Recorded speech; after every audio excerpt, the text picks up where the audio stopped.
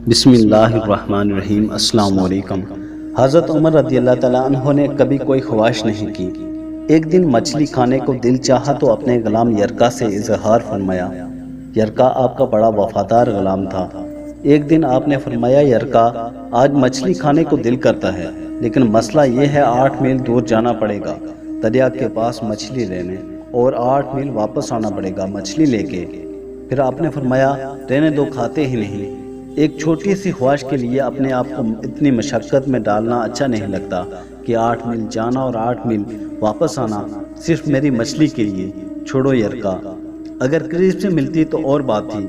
غلام کہتا ہے، میں کئی سالوں سے آپ کا خادم تھا، لیکن کبھی آپ نے کوئی خواہش کی ہی نہیں تھی، پر آج جب خواہش کی ہے تو میں نے دل میں خیال کیا کہ حضرت عمر رضی اللہ تعالیٰ عنہ نے پہلی مرتبہ خواہش کی ہے اور میں پوری نہ کروں، ایسا کیسے ہو سکتا ہے؟ غلام کہتے ہیں، جب عمر رضی اللہ تعالیٰ عنہ زہر کی نماز پڑھنے گئے تو مجھے معلوم تھا ان کے پاس کچھ مہمان آئے ہوئے ہیں، عصر ان کی وہیں ہو جائے گی۔ غلام کہتا ہے کہ میں نے حضرت عمر رضی اللہ تعالیٰ عنہ کے پیچھے نماز پڑھی اور 2 رکعت سنت نماز پڑھ کر میں گھوڑے پر بیٹھا۔ عربی نسل کا گھوڑا تھا، دوڑ کر میں دریا پر پہنچ گیا۔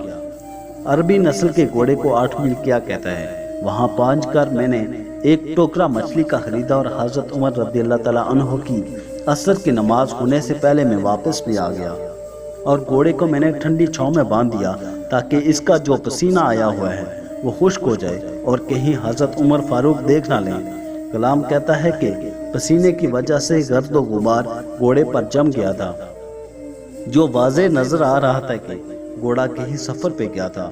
پھر میں نے سوچا کہ حضرت عمر رضی اللہ تعالیٰ عنہ دیکھ نہ لیں، پھر میں نے جلدی سے گھوڑے کو کنویں پر لے گیا اور اسے جلدی سے غسل کرایا اور اسے لا کر چھاؤں میں باندھ دیا۔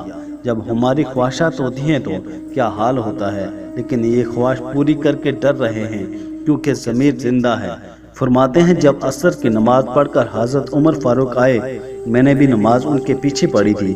گھر آئے تو میں نے کہا، حضور، اللہ نے آپ کی خواہش پوری کر دی ہے، مچھلی کا بندوبست ہو گیا ہے اور بس تھوڑی دیر میں مچھلی پکا کے پیش کرتا ہوں۔ کہتے ہیں، میں نے یہ لفظ کہے تو جناب عمر فاروق اٹھے اور گھوڑے کے پاس چلے گئے۔ گھوڑے کی پشت پر ہاتھ پھیرا، اس کی ٹانگوں پہ ہاتھ پھیرا اور پھر اس کے کانوں کے پاس گئے اور گھوڑے کا پھر ایک کان اٹھایا اور کہنے لگے، یرکا، تو نے سارا گھوڑا تو دھو دیا، لیکن کانوں کے پیچھے سے پسینہ صاف کرنا تجھے یاد نہیں رہا، اور یہاں تو پانی ڈالنا بھی بھول گیا۔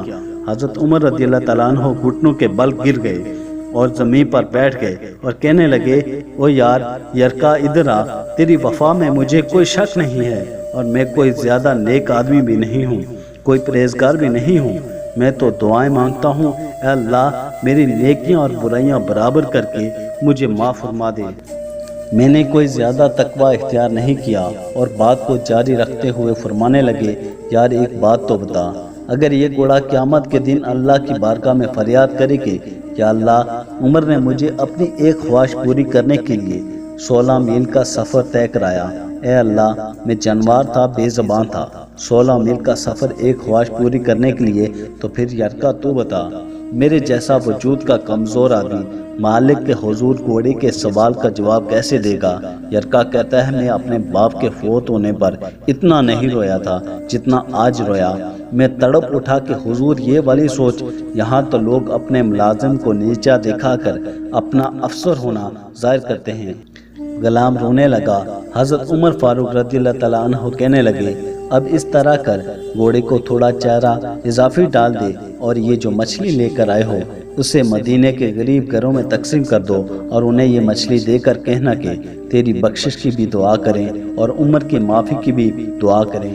اللہ پاک ہم سب کو اچھے اور نیک اعمال کرنے کی توفیق دے، آمین یا رب العالمین۔